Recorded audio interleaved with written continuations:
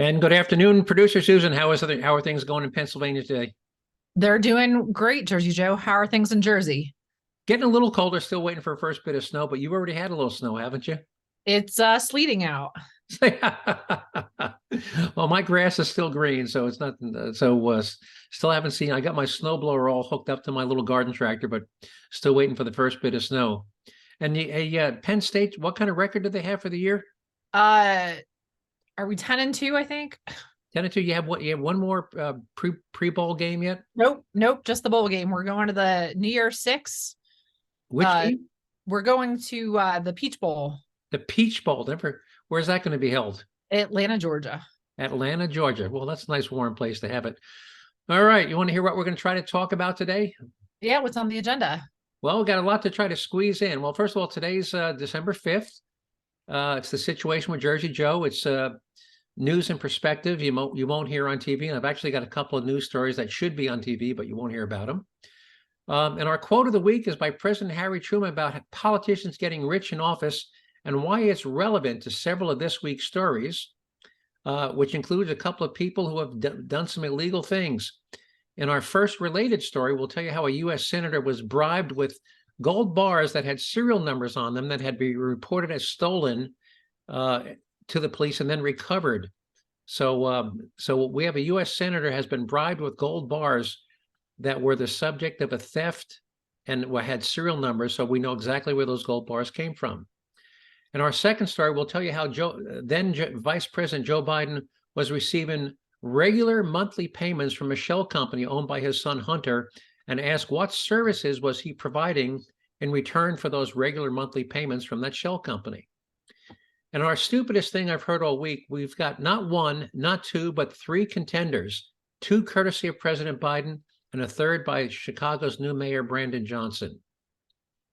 We'll also tell you which U.S. senator is blocking a request to subpoena the flight log of Jeffrey Epstein's private jet and why. You remember who Jeffrey Epstein was, right? Yep. He's the guy that had that island, where it was Sex Island in the Caribbean, and he used to take people down there to have sex with underage girls.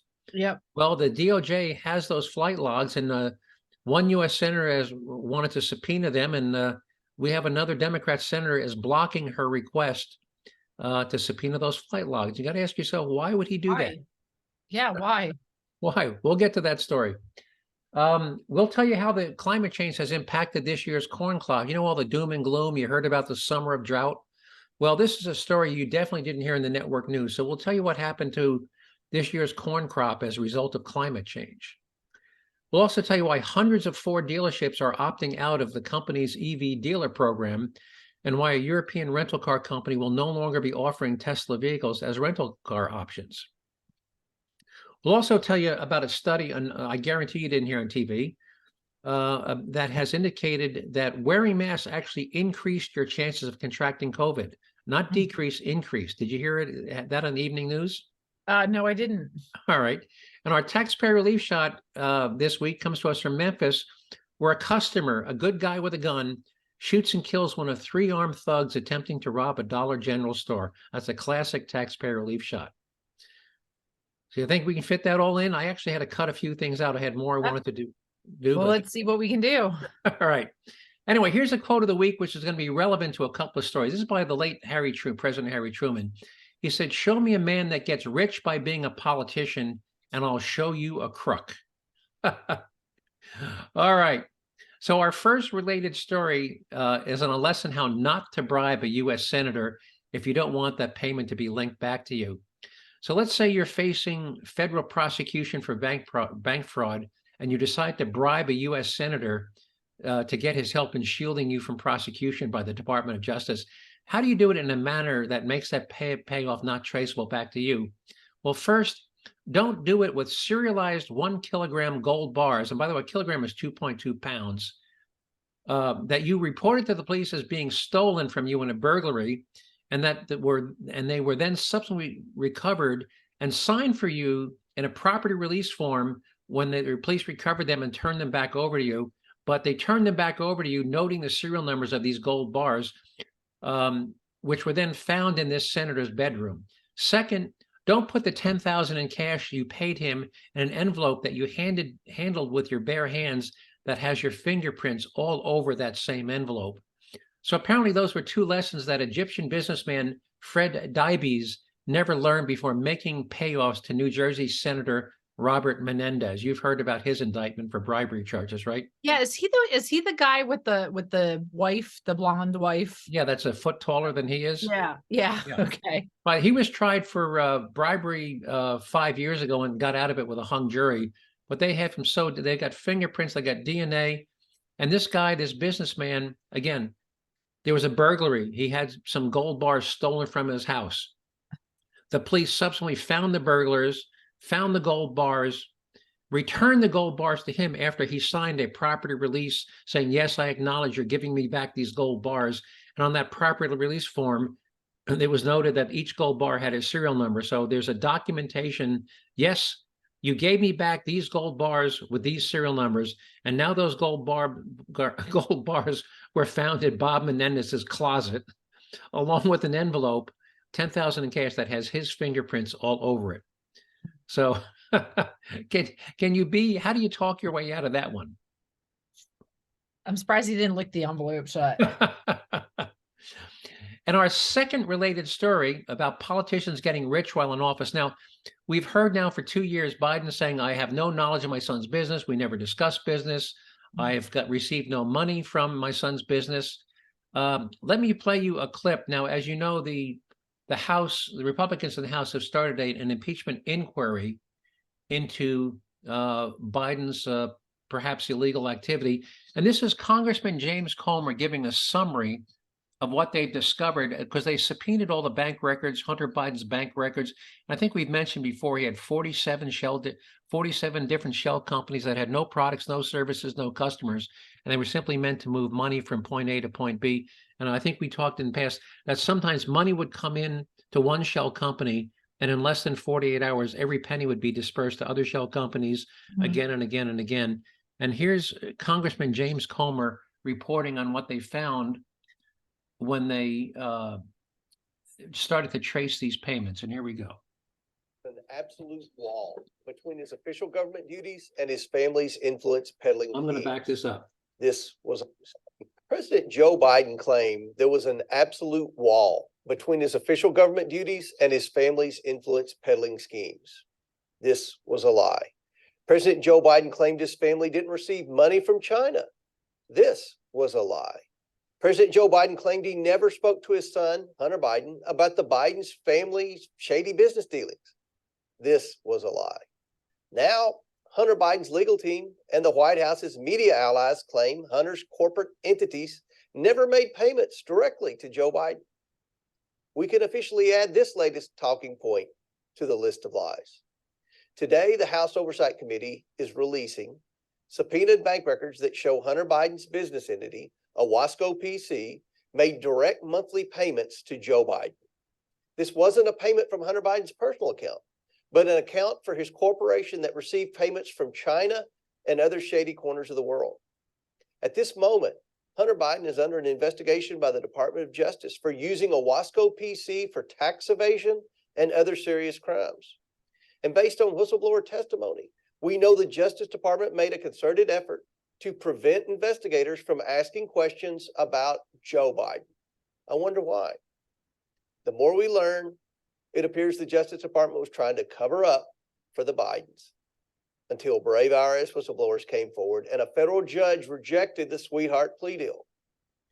Payments from Hunter's business entity to Joe Biden are now part of a pattern revealing Joe Biden knew about, participated in, and benefited from his family's influence peddling schemes. When Joe Biden was vice president, he spoke by phone, attended dinners, and had coffee with his son's foreign business associates. He allowed his son to catch a ride on Air Force Two at least a dozen times to sell the Biden brand around the world. Hunter Biden requested office keys to be made for his office mate, Joe Biden, in space he planned to share with a Chinese energy company. We've revealed how Joe Biden received checks from his family that were funded by the Biden's influence peddling schemes with China, no less. The House Oversight Committee continues to investigate Joe Biden's involvement in his family's domestic and international business schemes at a rapid pace. We will continue to uncover the facts and provide transparency about the findings of our investigation. President Biden and his family must be held accountable for this blatant corruption. The American people expect no less. So what do you think? So he was getting regular monthly payments from a shell company that was receiving money from China. So it was going into the shell company and then to Vice President Biden. And Hunter Biden even gave him a key to the office space he was leasing to be shared with a Chinese businessman. Does that make you doubt Biden's claim that he had no knowledge and never participated in his son's business? Absolutely. I mean, come on, Jerzee Joe, you've got children, right? Yeah. You know what they do for a living, right? Yeah. You know where they work, right?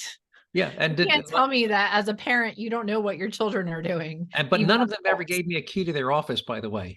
None of them ever gave, nor did any of them set up a bank account where I received regular monthly payments from them. So, yeah, talk about, this goes back to Harry Truman. The only way to get rich, if you're a politician, get rich, you're crooked. So that's pretty, but you didn't see that on the news, did you? Nope. But do you think it's newsworthy? Yeah, absolutely. So other than Fox News, CBS, NBC, CNN, MSNBC have buried this story. Trust me, I did a Google search. The only place you will find this documented, and this is a result of the Republican inquiry. It's all documented. You can actually look at the bank records. None of the mainstream media has buried this story. So that just tells you. So I guarantee we tell you this is news and perspective you won't hear on TV. That's news and perspective you won't hear on TV right there. Mm-hmm. So, all right. Want to move on to the stupidest thing I've heard all week? What's the stupidest thing you heard this week? Well, I'm not sure because I've got three. I've absolutely got three. All right. The first is President Biden sent out a tweet. Now, first of all, when we talk about inflation, yes, the rate of inflation has slowed. It came out last month. It was down to 3.1%, which was down from 8%. But just because inflation has fallen doesn't mean that costs still aren't increasing. The cost, if you're a corporation, the cost of labor is increasing. The cost of raw materials continues to increase. The cost of your utility bills increasing. So, but this is what Biden said after the inflation report came out, and he said, "This is a quote. Let me be clear to any corporation that hasn't brought their prices back down, even as inflation has come down. It's time to stop price gouging. Give American consumers a break." Now, when he says even as inflation has come down, does that mean costs have gone negative and costs are declining? Not at all. It simply means the rate at which they're increasing has slowed. So let me read this. So costs, if you're a corporation, and there's something called the producer price index, by the way, which shows how much corporations have to, and that is still going up. So if if you buy iron, you buy copper, you buy oil, your costs are still increasing. They're not increasing as fast as they were, but they're still increasing. Well, if your costs are still increasing, what would be the logic for you to drop your prices back down lower than they were before? Would that make any sense at all? No. So one more time, here's his inane, just illogical quote. He said, quote, "Let me be clear to any corporation that hasn't brought their prices back down, even as inflation has, quote, come down. It's time to stop price gouging. Give consumers a break."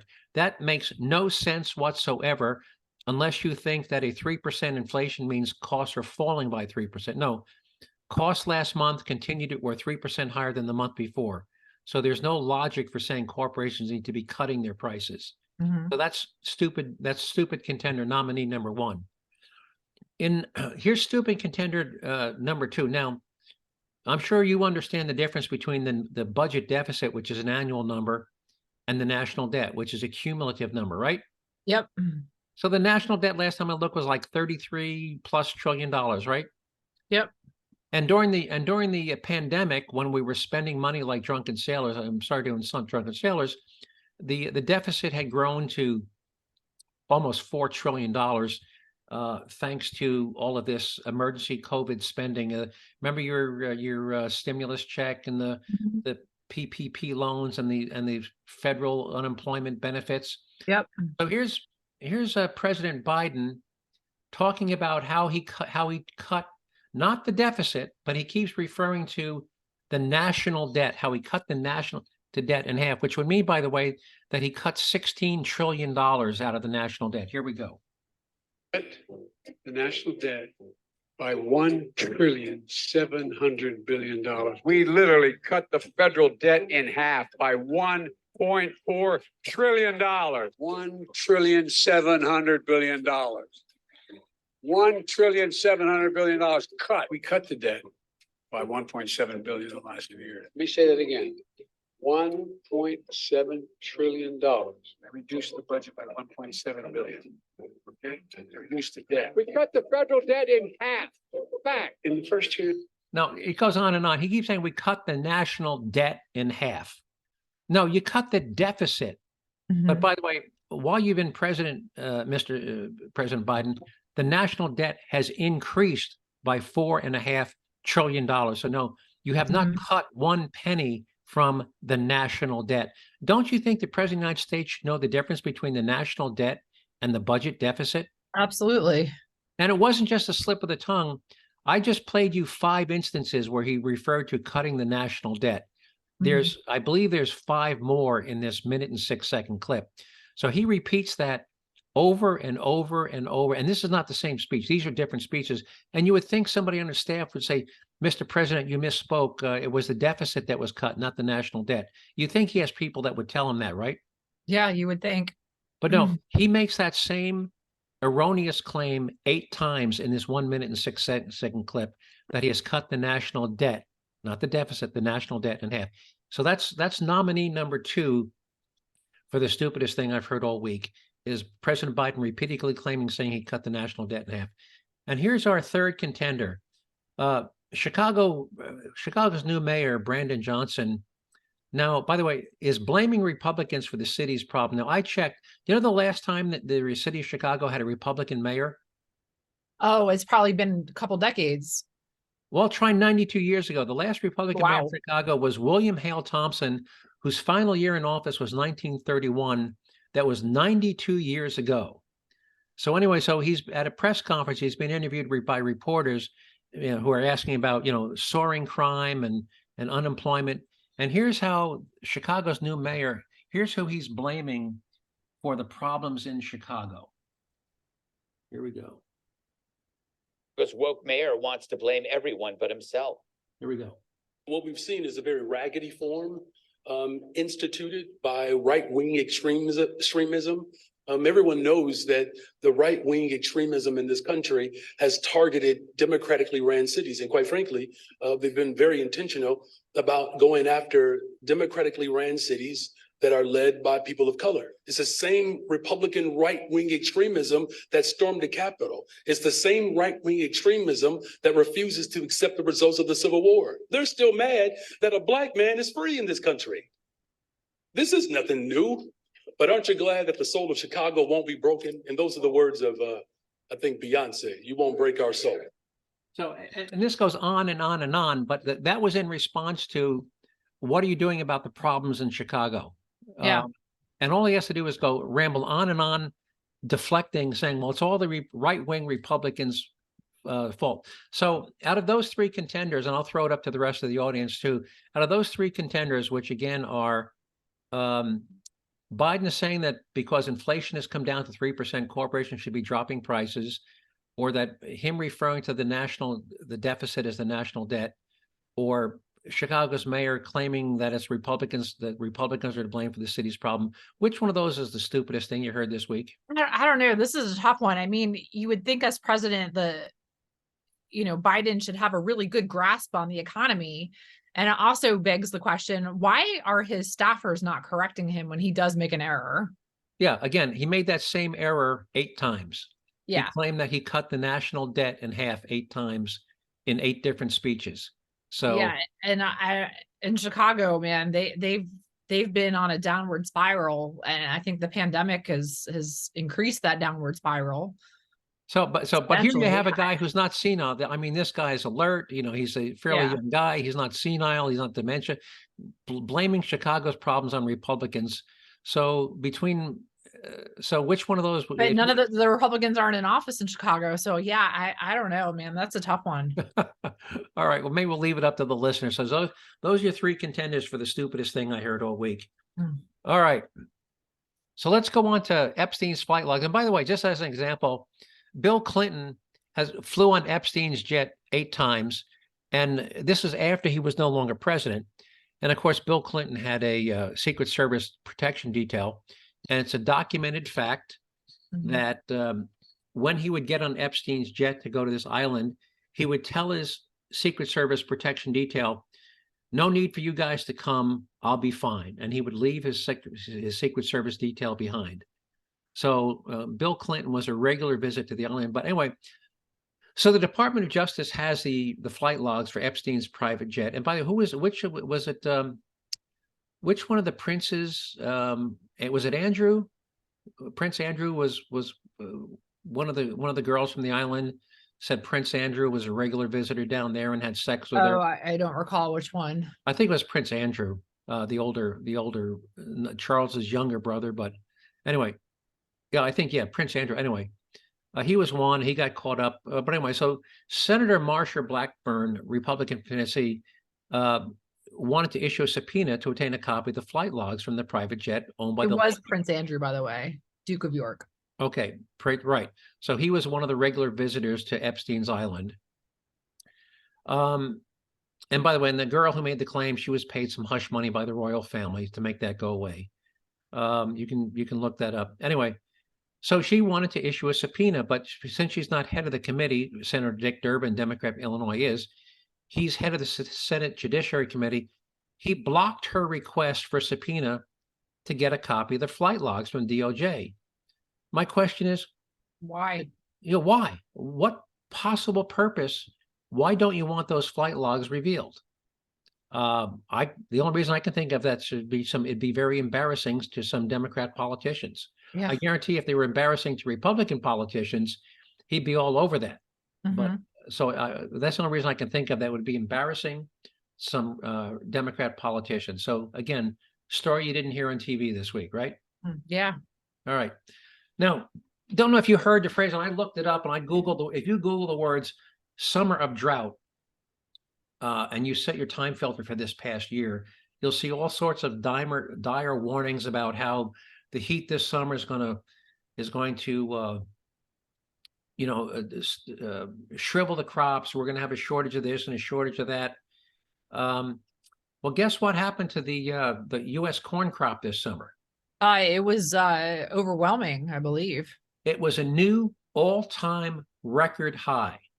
So this stuff about the summer of drought destroying crops. And by the way, what greenhouse gas makes plants grow? Carbon dioxide. CO2. Well, guess what?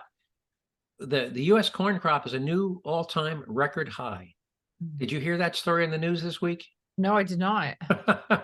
Of course you didn't. U.S. corn crop sets a new all-time record high. So much for the summer of drought and greenhouse gases, destroying life on Earth. Well, one thing I don't know about New Jersey, but I have seen all across Pennsylvania, and not just isolated instances. This is across the board. Ethanol prices are just rock bottom. And where does ethanol come from? Corn, absolute corn. You make ethanol from corn. So yeah, we have more corn than we know what to do with. Yeah, ethanol at all of the gas stations across the entire state are like $1.50. Yeah, and by the way, even though, and that is, we also know, by the way, that your fuel economy, ethanol is not as good as regular gas, right? Yeah. Yep. So you lose about 20%. If you're getting, I'll pick a number. If you're getting 24 miles per gallon on regular gas, if you run like on E85, even though it's cheaper, you'll only get like 21 miles per gallon. So you're really not saving any money when you do ethanol, unless it's as cheap as you say it is, in which case, yes, you'll save money. Yeah, it's not necessarily good for your engine either, especially the older the car. Definitely not good in those like pre-2000 cars. Exactly. So yeah, if you got an old car, don't use ethanol. All right. let's talk about EVs. Now, we've heard stories about EVs piling up on dealers' lots, and at one time the EV inventory was like 40,000. Last check, there were 120,000 unsold EVs on dealer lots. Well, 1 year ago, Ford went out to their dealer networks. There's 2,700 Ford dealers in the country. And they said, we'd like you to become part of our EV dealer program. Now to opt in, you had to make an initial investment of 500,000 vehicle inventory. You had to install charging stations at your dealership where you could charge EVs, and you had to invest in special training and equipment to service Ford EV vehicles. Well, so out of those 2,700 dealers, about 2/3, 1,950 said, yeah, we'll do that. We'll buy $500,000 worth of inventory. We'll do the training. We'll put the charging stations in. Well, 1 year later, 400 of those initial 1,950 dealers, 20%, even after having made the investment, said, yeah, that's not a really good deal. We're opting out. We're no longer going to inventory EVs. We're no longer going to service EVs. So it was 2/3 to start with. Of those 2/3, 400 have changed their mind. So now less than half of Ford dealers are actively participating in their EV program. Now, to add to that, another story you didn't hear, one of the biggest rental car companies in Europe is a place called Sixt, S-I-X-T, and they were offering Teslas as a rental in Europe, which, by the way, gasoline is $2.50 a liter, which is roughly $10 a gallon. And you'd think that EVs would be all the rage. Mhm. After 18 months, that rental car company said, no, we are liquidating our fleet of Teslas. We're not going to have any more. The resale value sucks, and the repair costs are through the roof. We can't afford to keep them in our fleet. So a rental car company that had dozens of these vehicles has said, no, they're not a viable rental car vehicle. So that's just one more indication that EVs are not, that the groundswell of customer acceptance for EV is not as strong as some might have you believe. All right.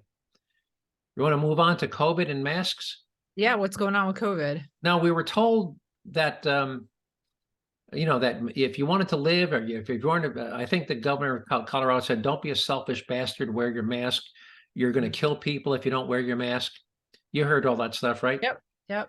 Well, in a peer-reviewed study released last week, the researchers looked at 3 groups of people, totaling more than 3,000 subjects who experienced the COVID infection during the 2020 pandemic. And here are the results of that study. One group was the almost or always wore a mask. That was group 1. And their COVID infection rate was 15.1%. In other words, they always or almost always wore a mask, yet despite that, 15.1% got a COVID infection. There was another group that said they frequently or often wore a mask. Their COVID infection rate was almost the same, 15.0%. The third group was never or almost never wore a mask. You want to guess what their COVID infection rate was? Well, I'm going to guess a lot lower. 8.6, almost half. Hmm. 8.6. So the 2 groups that almost always or frequently wore a mask experienced a COVID infection at 15% or higher. The group that never wore a mask only experienced 8.6. So now you can make a lot of arguments that, so does that mean wearing a mask increase your chance of contracting COVID? Maybe the COVID warriors were more diligent about reporting their infections, but the one thing you can argue is that wearing a mask most certainly did not decrease your chances of experiencing a COVID infection. Because clearly, if only 8% of the people of the non-mask wearers ever got a COVID infection, then clearly not wearing a mask did not increase their chances of experiencing a COVID infection. And by the way, here's another expensive. If you can smell somebody's perfume or aftershave through a mask, have you ever wear a mask? Oh, yeah. Yeah, absolutely. Well, a COVID virus particle is like 10 times smaller than a perfume molecule. So if you can smell somebody's perfume through your mask, the COVID virus can also penetrate your mask. Mhm. All right. Anything you want to add before we move on to our tax? Well, kind of along the, I don't know if you heard this week that the city of Philadelphia has outlawed ski masks. Ski mask? Did you hear this one? No, I didn't. Philadelphia does have the potential to be bitterly cold. There are definitely going to be some negative temperatures in the winter months. Uh-huh. And there was a list of all the places where they have banned ski masks in the city of Philadelphia, including all public transportation. Now, if you're Really? standing outside on the street corner waiting for the city bus, let me tell you, you're going to want to be wearing a ski mask. Yes. But it was some absurd fine too. And if I forget somebody, what the fine was, but if That's- you're standing on the street corner waiting for the city bus, you probably can't afford that fine. no, you can't. And when winds, but I lived in Syracuse for 8 years, and trust me, it's when the wind's blowing, you want to have that mask. Your nose and lips will freeze off. I'm surprised you didn't hear that one on the news. I didn't. All right. So we're running out of time. So taxpayer relief chat real quick. I'll let the sheriff of Santa Rosa County, Florida, explain to you why we call him a taxpayer relief shot. And here we go. Somebody's breaking in your house, you're more than welcome to shoot them in Santa Rosa County. We prefer that you do, actually. Hopefully you'll save the taxpayers money. So again, these are stories where a good guy with a gun shoots and kills a thug, saving the taxpayers the cost of a jury trial, court-appointed attorney, and sending the thug to jail at the cost of $75,000 to $80,000 a year. And this one comes to us from Memphis, about a Dollar General store. Here we go. Was shot and killed by someone who Memphis police say witnessed a robbery at a Dollar General in Hickory Hill today. Thank you for joining us. I'm Joe Burge. And I'm Joy Redmond. Action News 5 Stephanie Douglas live on scene with details. Stephanie. Well, Joe and Joy, we don't know who that person was that reportedly fired a shot or if they'll be facing charges. But what we do know is Memphis police says that citizen took matters into their own hands after witnessing the robbery and opened fire at one of the suspects. Now, Memphis police says it was just after 10:30 that their officers got called out to this Dollar General on Winchester near Ross Road. Police say 3 armed suspects were robbing the store, and to try to stop them, someone who saw the robbery fired a shot hitting one of the suspects. That suspect was taken to Regional 1 Hospital where he later died. The 2 other suspects ran off, and a short time later, MPD caught one of them, but at last check, that 3rd suspect still remains on the run. Now, By the way, how many have we ever had one where the thug's buddies stop and try Never. to, have they ever said, "Oh no, we got to get Bob. Bob's been wounded. Let's bring Never. Bob with it." Has that ever happened? It's everyone for themselves. Once the bullet starts flying, sorry, Bob, you're on your own. So here we go.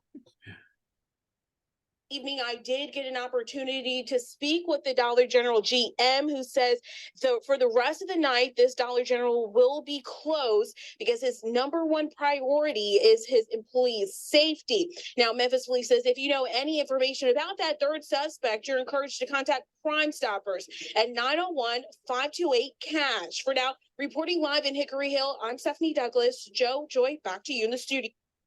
All right, so 3 armed thugs. These are not unarmed guys. These are 3 guys with guns robbing a store. And they could, so I think there's no chance that they're going to charge. If they find this guy, no chance they're going to charge him. If they did charge him, I can't imagine a jury convicting him for shooting a 3 armed guy who clearly represented a threat of bodily injury or death to either himself or others in the store. What do you think? Mm-hmm.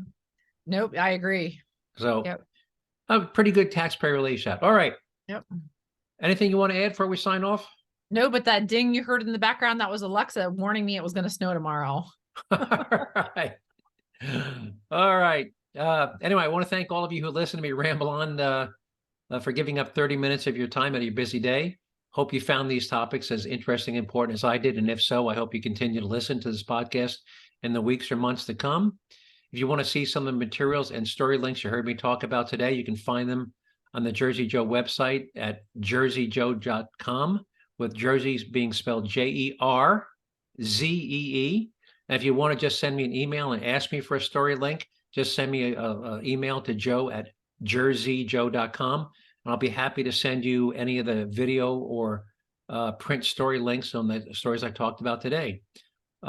And with that, producer Susan, if you got nothing else to add, I will sign off and talk to you next. I'll link those on the website.